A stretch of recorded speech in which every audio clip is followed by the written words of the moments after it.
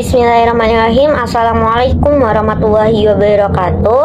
Halo teman-teman semua, berjumpa lagi dengan saya Rafina Gusni dengan nomor NIM 21058106 Prodi Pendidikan Sosiologi. Baiklah teman-teman, pada video kali ini saya akan membahas materi tentang proses dan teknik supervisi pendidikan. Dalam materi ini terdapat beberapa poin. Yang pertama yaitu proses supervisi pendidikan. Di antaranya yaitu perencanaan, pelaksanaan supervisi pendidikan, evaluasi, tindak lanjut. Kemudian pada bagian teknik supervisi pendidikan terdapat beberapa poin yaitu individu, kelompok, langsung dan tidak langsung.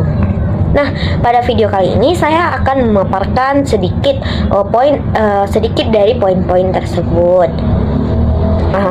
Yang pertama yaitu tentunya saya akan menjelaskan apa sih proses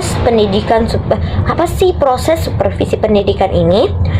Supervisi merupakan suatu proses, yaitu serangkaian kegiatan yang teratur dan beraturan serta berhubungan satu sama lain dan diarahkan kepada suatu tujuan.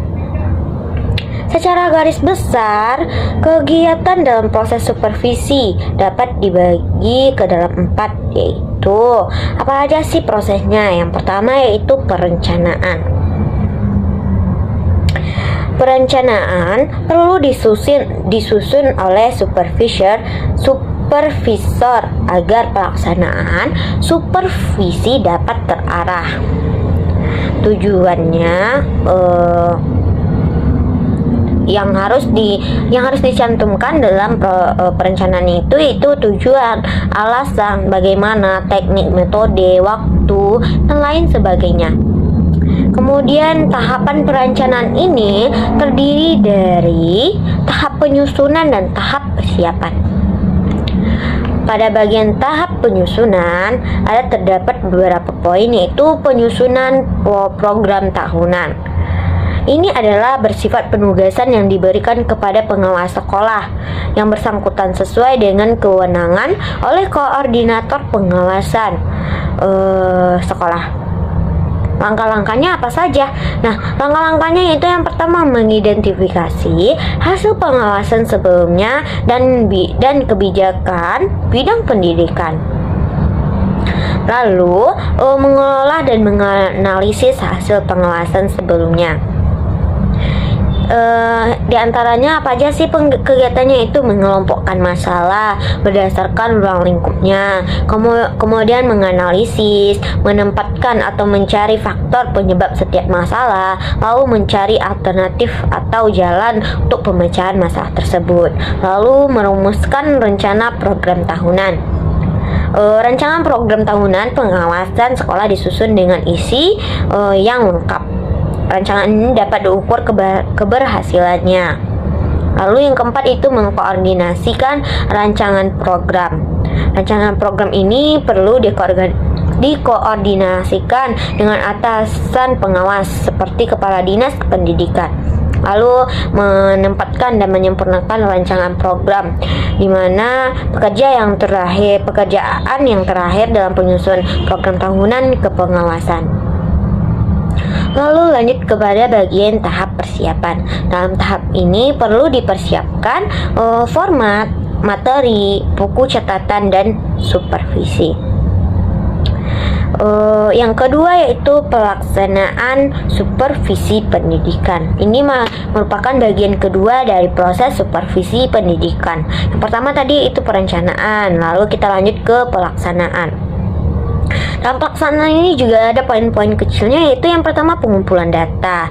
Pengumpulan data diawali dengan menemukan berbagai kekurangan dan kelebihan guru. Data yang dikumpulkan adalah mengenai segala situasi belajar mengajar. Kemudian penilaian.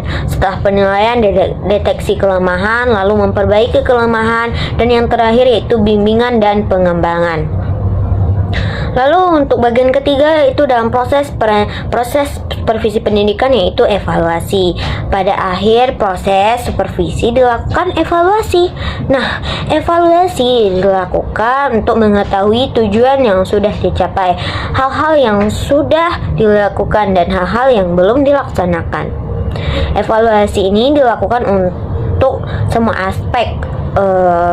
Tekniknya yaitu wawancara, pengisian angket, observasi, dan tingkah kunjungan kelas, tingkah laku guru dan sebagainya. Lalu untuk bagian terakhir dari proses supervisi pendidikan ini adalah tindak lanjut. Tindak lanjut adalah bagian akhir dari kegiatan penguasaan proses pembelajaran. Ada 3 alternatif tindak lanjut yang diberikan terhadap pendidik. Ini yaitu penguatan dan penghargaan diberikan kepada guru yang telah memenuhi standar, kemudian teguran yang bersifat mendidik, dan yang terakhir yaitu guru diberikan kesempatan untuk mengikuti pelatihan atau penataan tindak lanjut.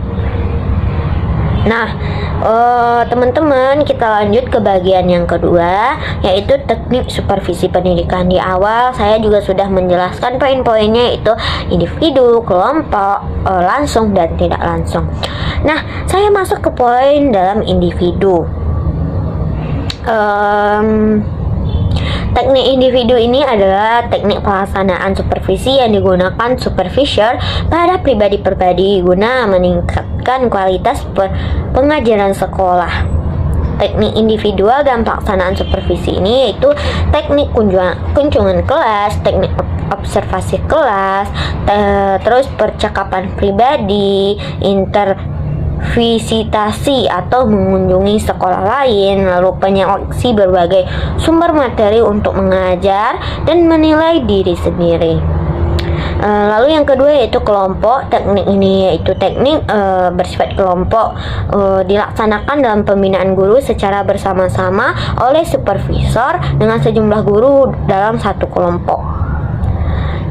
Teknik supervisi yang bersifat kelompok antara lain yaitu pertemuan orientasi bagi guru, kemudian rapat guru, lalu studi kelompok antar guru, lalu diskusi, workshop, tukar menukar pengalaman, dan sebagainya. Lah, poin ketiganya itu teknik secara langsung. Ini adalah berhadapan secara langsung dengan orang di supervisi, baik secara individu maupun secara kelompok. Contohnya yaitu kunjungan kelas, classroom visitation, observasi kelas, pertemuan atau rapat, meeting. Teknik yang dilakukan yaitu ketika guru berada pada tingkat perkembangan yang sangat rendah dalam melaksanakan tugasnya. Ini digunakan ketika tingkat guru itu rendah, kemudian tidak memiliki kesadaran, guru tersebut tidak memiliki kesadaran, tidak memiliki keterlibatan dalam pengambilan keputusan, memiliki waktu untuk mengadakan pertemuan dengan guru-guru. Nah, yang terakhir yaitu teknik pengumpulan tidak langsung, di mana supervisor tidak secara langsung indirect method, di mana menghadapi atau berhadapan dengan orang-orang yang disupervisi, tetapi mempergunakan berbagai alat atau media komunikasi. Nah, teman-teman, inilah materi yang dapat saya sampaikan pada video kali ini. Dapat kita simpulkan bahwa supervisi merupakan bantuan dalam wujud layanan profesional yang diberikan oleh orang yang lebih ahli dalam rangka peningkatan kemampuan profesional, terutama dalam proses belajar mengajar. Itu adalah kesimpulan dari materi yang dapat saya sampaikan hari ini. Jadi teman-teman, terlebih dan terkurang saya mohon maaf. Saya sudahi dengan membacakan Assalamualaikum warahmatullahi wabarakatuh. See you.